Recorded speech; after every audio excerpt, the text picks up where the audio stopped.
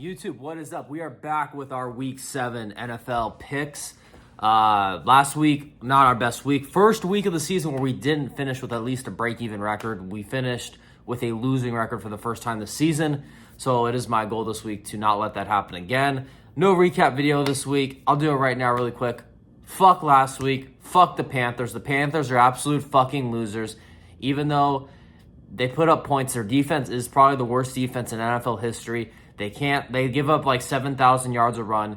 The team's fucking horrible. Fuck the Panthers. Andy Dalton had them in it at the end, and this fucking guy just blew it. He started taking dumb risks, and he blew the game at the end. They were kind of even in it to possibly win it at the end, but then the wheels fell off quick in the fourth, and long story short, fuck the Panthers and fuck last week. We're moving on. We are still green for the season. Very important to note that we are still in the green for the season, so we will continue to stick with what has gotten us this far, and it is bounce back week 7. It's bounce back week 7, and that's the sole focus. So our first pick for week 7 is the Bucs plus 3.5. I love this pick. The Bucs are hosting the Baltimore Ravens on Monday Night Football. There's just a lot of things to like in this matchup, and yes, I know the Baltimore Ravens are very, very scary. Lamar Jackson, Derrick Henry. I couldn't agree more. They're playing out of their minds. They're rushing the ball down everybody's throat. Very scary team to go up against. But this line to me does not make sense. This game is in Tampa. This line to me is acting like the game is in Baltimore. I don't agree with it at all. I know the Ravens were so good last year that perception has still given them an insane amount of respect in the markets. And Lamar Jackson, 2 times MVP. I will admit he's playing great football. I'm not saying he's not. But what I think is being undervalued here is how well Baker Mayfield in this Bucs offense is playing. They dropped 51 fucking points last week against the Saints defense that is one of the most overrated units most underrated units in the league. The Saints defense is typically able to limit teams to 3 in the red zone. They're typically able to get turnovers, and Baker Mayfield dropped 51 on their fucking head. So I have a decent amount of faith in the Tampa Bay Buccaneers to keep this momentum rolling. I think Baker's one of the most slept-on potential MVP candidates this season. Just watching them play reminds me of old school football where it's not everything is like little screen, dink and dunk. Baker is like quick reads. He's, to me, like it looks like the old school quarterbacks that actually threw the ball and played the game in a less gimmicky way. It's very fun to watch, but we're not just betting on it because it's fun to watch. My point is, like, they just seem like a unit. They seem like a machine right now. I'm very high on this Bucs team at the moment. So their offense, very good. The Ravens offense, I think, is a powerhouse too. I'm not saying they're not. But I do, even though the Ravens have been a powerhouse, I am kind of expecting them to come down to life a little bit. Maybe I'm wrong, but we've seen a decent amount, of data on Lamar under this Todd Monken system. And while this year, I think they're doing better than last year, in my opinion, I do think we have to take into account what it looked like last year. And I know he won an MVP, but really that was the defense's MVP. The defense balled out. And I'm not saying he had a bad year last year. I just wasn't as impressed with him last year as I am this year. So I do kind of feel like he's going to come down to life. Baker, on the other hand, this is a new system he's playing in, and I have more faith that the Baker we're seeing right now is more consistent to the Baker we're going to see throughout the season. With Lamar, I have a feeling he'll still be good. I just think he'll come down a little bit because he's been like playing elite.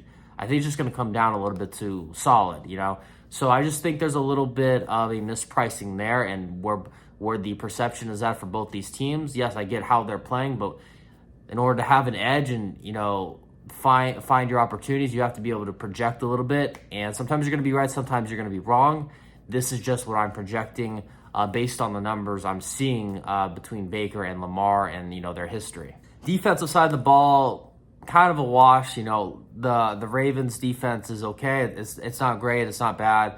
Bucs similar, not great, not bad. So I think that's kind of a wash. I think it's just going to be a close game. I actually think the Bucs are going to win this game.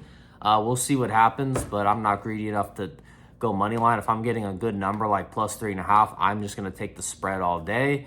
I'd rather have a higher win percentage than, go for the greedy money line. It just makes sense to me. So yeah, that's just my personal preference and advice. And this is not why I bet games, but this is just a little icing on the cake that I think it's worth mentioning. This is going to be on Monday Night Football, so the crowd's going to be even more, hyped than normal. And not only that, this is Tampa's first home game since all this Hurricane Milton stuff has gone on. So this city's probably going to be like very emotional, as well as the team really wanting to get a win in front of their city. Again, I don't make my bets because the team really wants to get a win. I'm just saying this is a little extra icing on the cake. You never know, it might make the boys feel a little different that night in a positive way.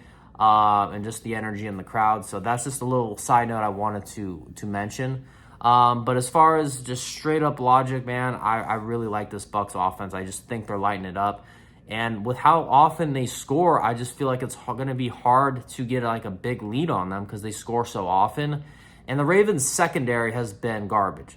So that's what the Bucs do. The Bucs throw the ball very, very well. Baker's got he's loaded with weapons. Chris Godwin, Mike Evans. And I just think it's a bad matchup in that standpoint. And also, Todd Bowles is a coach that I really respect and like. I always say when he plays Jalen Hurts, he makes Jalen Hurts look really bad because he knows how to limit his skill set. Lamar Jackson to me is just like a better Jalen Hurts, where I'm not sold on him as a passer, but he's an absolute freak that wants to get out of the pocket and run.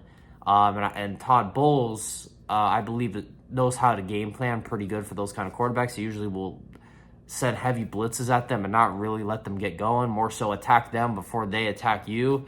Again, it's always easier said than done. Lamar's a different kind of a freak than Jalen Hurts. But I do believe if anyone can kind of slow him down a little bit, it would be Todd Bowles. And I probably just have a bit more faith in him than a lot of other coaches to do that. So I think that's going to be it, guys. That's our analysis for this breakdown. We got the Bucs plus 3.5, 1 unit. A unit's 1% of your bankroll. You never have to bet my plays. As always, not financial advice. I'm just making these picks to document how I do for the season. And at the end of the season, we can look back and see where we ended up. That's it, boys. I don't know if I'm going to have any more picks this week. The lines, I will admit, have been getting a lot tighter since the early weeks. The sports books are starting to catch up with the numbers that I've created. Not saying they're looking at my numbers. I'm not an idiot, but I'm just saying that's the trend. Earlier in the weeks, there was a lot of discrepancies between my numbers and the sportsbook numbers, and now it's tougher. A lot of them are really close, and just seems less frequent that I'm like, ooh, this is a big discrepancy. We got to get on this value. Because if it's just a small difference, I don't get too excited about that. I like high probability things, so I'm really looking for bigger discrepancies. So I'll keep you guys posted, and we'll see how the game plays out. And if you guys obviously know, if there's more picks, I'll post them. If not, I'll catch you next week. All right, boys. Peace.